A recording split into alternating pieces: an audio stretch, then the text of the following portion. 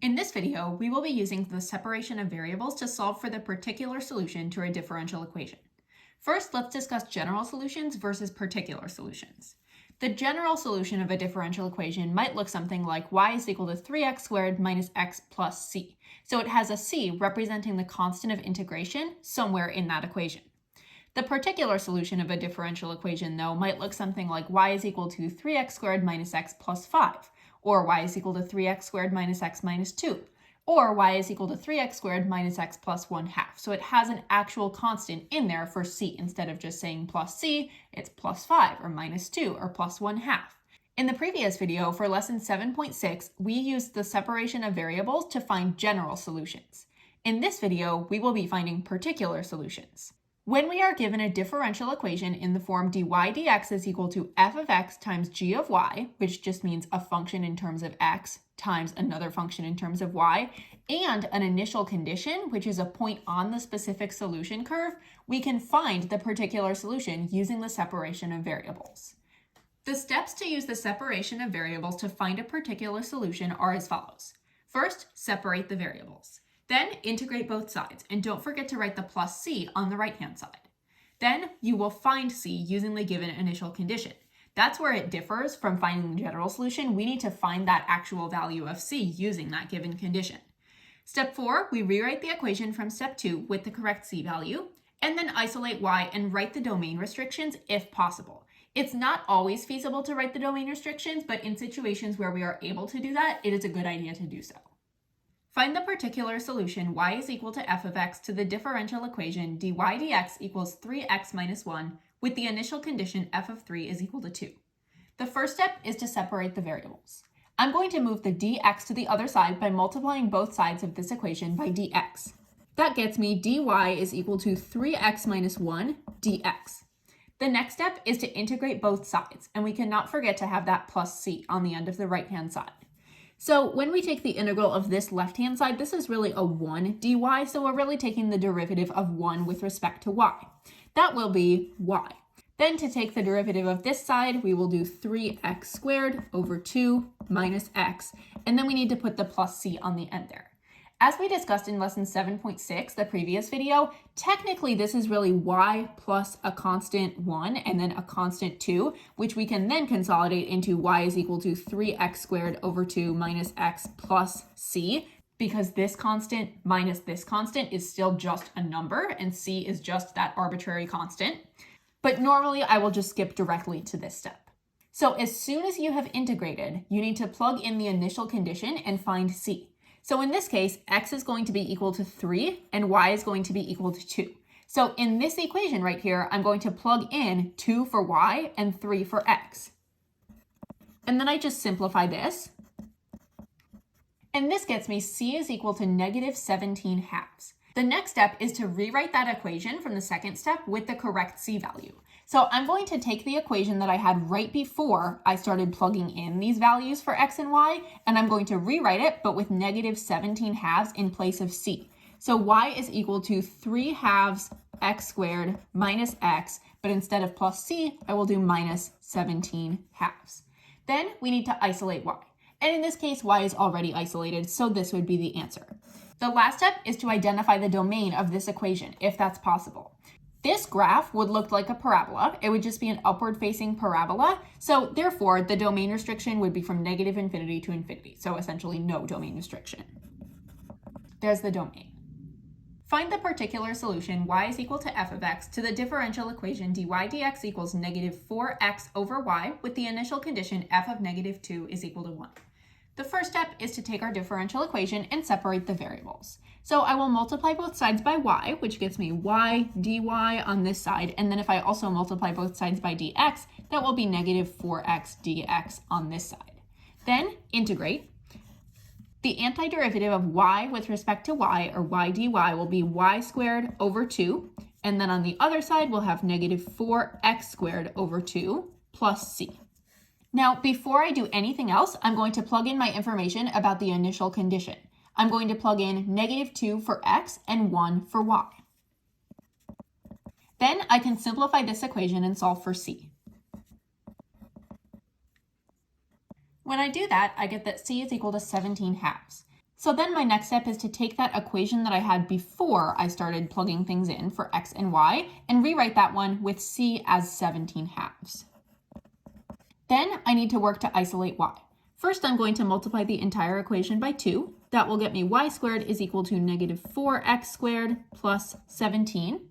And then when I take the square root, I will have y is equal to plus or minus the square root of negative 4x squared plus 17. And this is where you need to be really careful because in this case, it's not going to be plus or minus. It's either going to be plus or minus when we are dealing with a particular solution.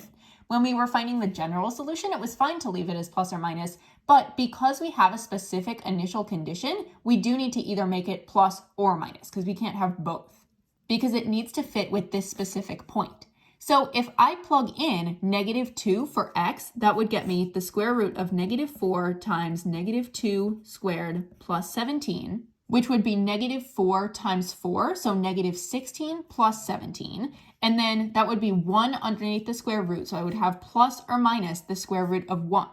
In this case, it can only be plus the square root of 1, the positive square root of 1, because f of negative 2 is equal to 1, not negative 1. So you need to see whether it's the plus or the minus that fits with your particular solution. In this case, it's going to be y is equal to the square root positive of negative 4x squared plus 17. Then I need to find the domain restriction. And in this situation, there's one more thing that I need to take into consideration. If I look up at my original differential equation, dy dx is equal to negative 4x over y cannot be equal to 0 because that would mean you were dividing by 0. So one of my restrictions is that y cannot be 0. The other is that if I look underneath my radical, I have negative 4x squared plus 17, and that needs to be greater than or equal to 0 in order for us to take the square root of that number. However, if it were equal to 0, then y would be equal to 0 because we would have square root of 0, that would be 0. So negative 4x squared plus 17 actually just needs to be greater than 0, not greater than or equal to 0.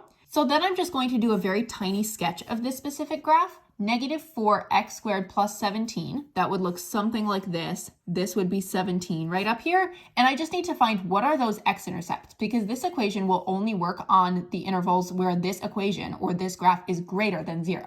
To find the x-intercepts, I will set negative 4x squared plus 17 equal to 0. And this means that x squared would need to be equal to 17 fourths. So x could either be equal to plus or minus the square root of 17 over the square root of 4, which is 2. So those are my x-intercepts, negative rad 17 over 2 and positive rad 17 over 2. So I'm just going to label those.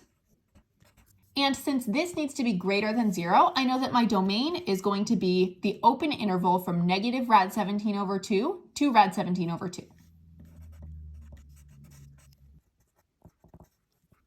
There is my solution. I've also specified that y should not be equal to 0. Find the particular solution through the point pi over 6, negative 1 to the differential equation dy dt is equal to 3y times the cosine of 3t. The first step is to separate the variables. I'm going to bring all the y's over to the left side. So I will have 1 over 3y. 1 over 3y dy is equal to the cosine of 3t dt.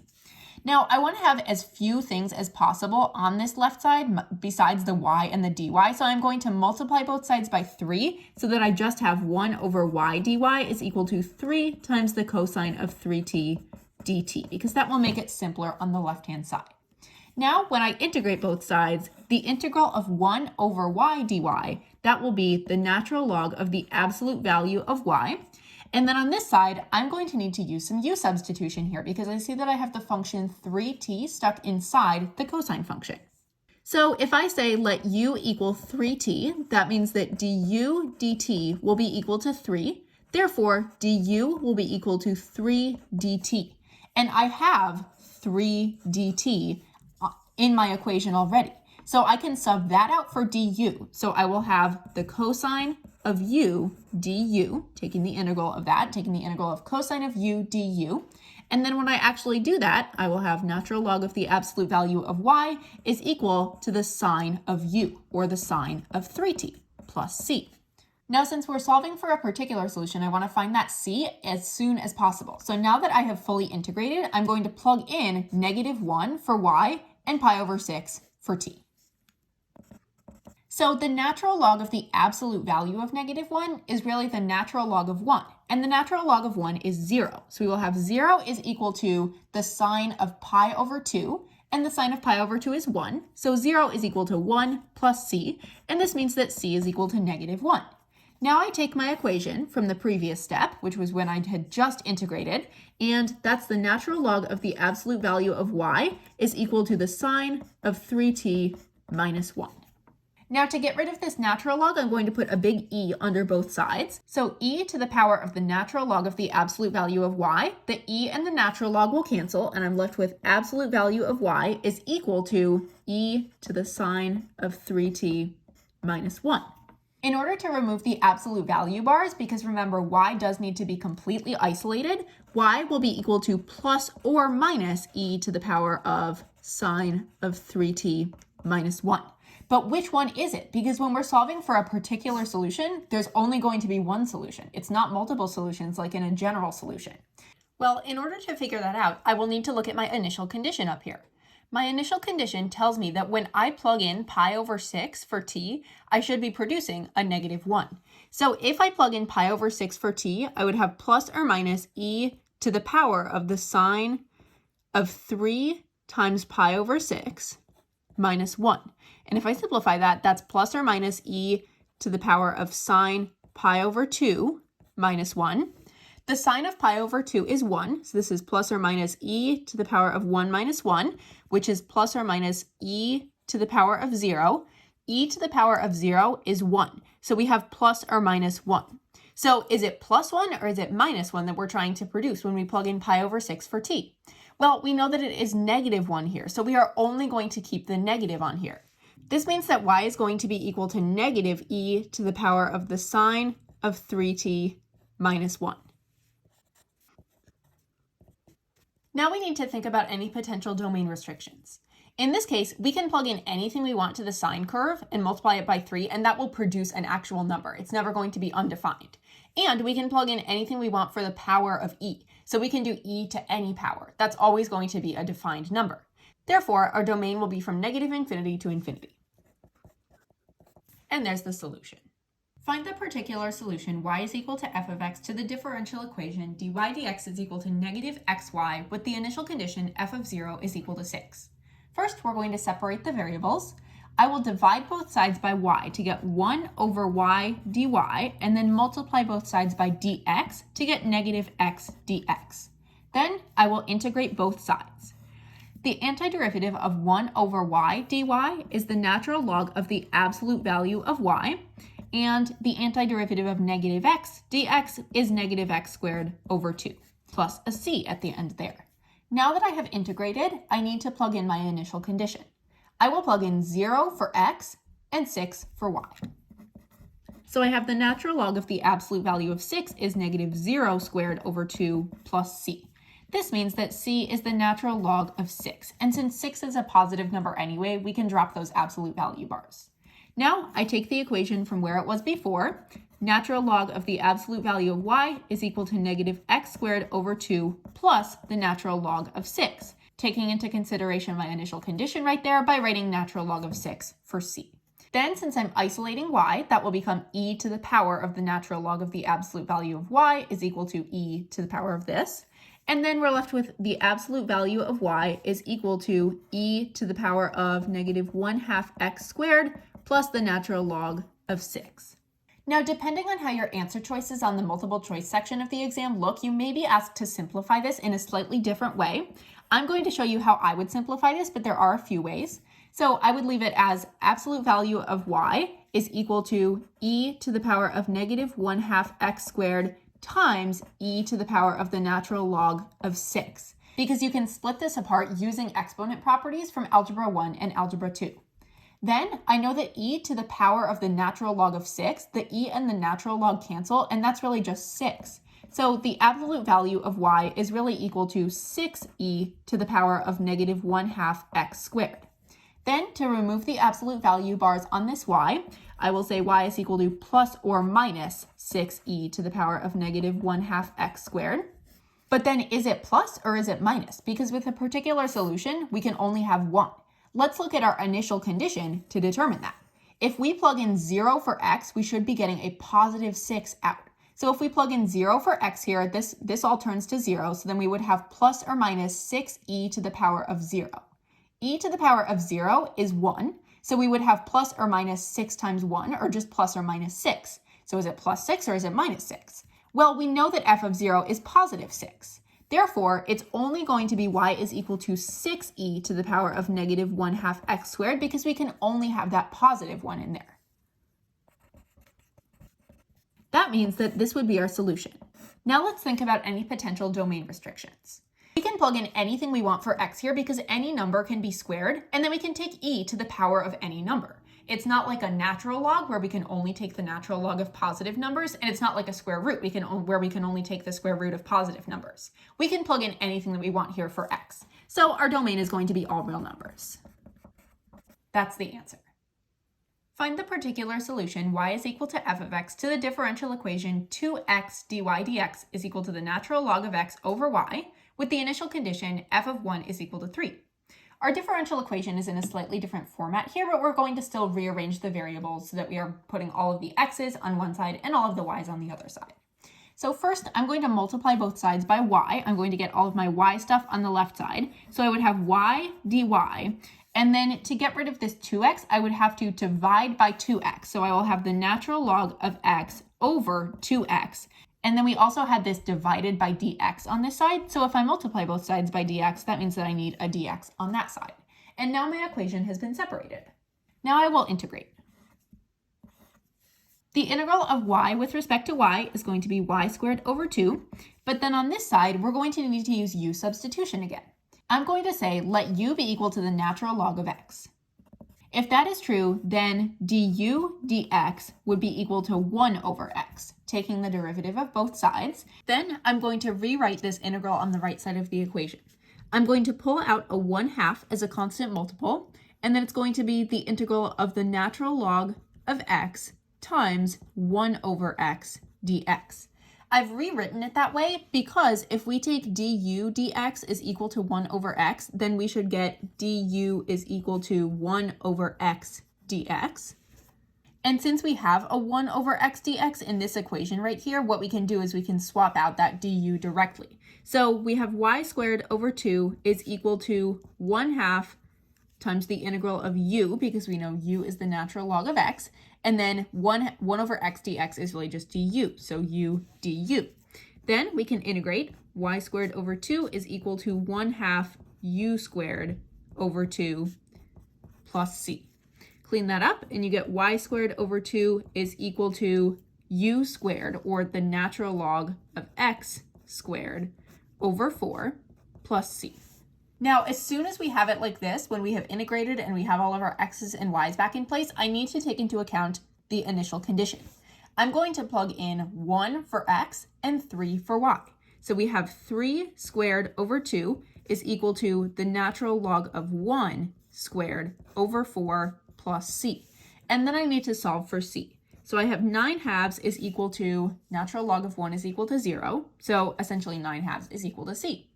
Then I take my equation that I had before, and I'm going to rewrite it with 9/2 in place of c. Then I work to isolate y. I'm trying to get rid of this 2 here, so I will multiply the entire equation by 2, and that will get me y squared is equal to the natural log of x squared over 2 plus 9. Then if I take the square root of both sides, I get that y is equal to plus or minus the square root, and then instead of writing natural log of x squared, I'm going to write that as natural log squared of x. These two mean the same thing. So natural log squared of x over 2 plus 9. However, since we are dealing with a particular solution, it's not going to have this plus or minus. We need to figure out which one is it. It's only going to be a plus or it's only going to be a minus, not both here. So we can use the initial condition to figure that out. We know that y needs to produce a positive 3. Y needs to be a positive 3 when x is 1. So if x is equal to 1, we would have the natural log squared of 1 over 2 plus 9, and all of that would be under the square root. Natural log squared of 1, natural log of 1 would be equal to 0. So 0 squared over 2, that's just 0. So this would really be rad 9. But we're trying to figure out, is it plus or is it minus? Is it positive or negative? Well, in this case, we know that it's positive 3, so we are only going to keep the positive on there. Y is equal to rad natural log squared of x over 2 plus 9. Now we need to think about any potential domain restrictions. First, we know that what's under the radical is going to have to be a positive number. So if we take the natural log squared of x over 2 plus 9, that needs to be greater than or equal to 0.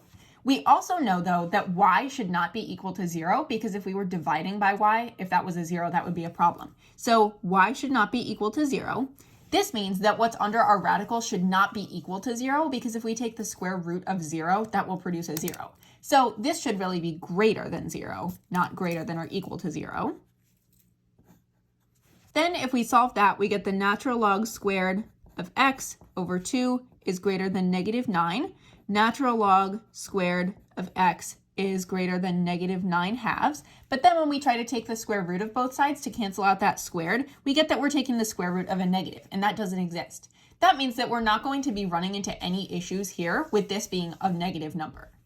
However, if we take a look at this, the natural log squared of x, the natural log of x, you have to be plugging in a positive number there. You cannot plug in a negative number to the natural log. Therefore, we can say that x needs to be greater than 0 in order for that natural log to work. So our only domain restriction is that x must be greater than 0, and we can also add that y should not be equal to 0. There's our solution. Don't forget to watch the second video on lesson 7.7, where we will go over sample free response questions and multiple choice questions about particular solutions.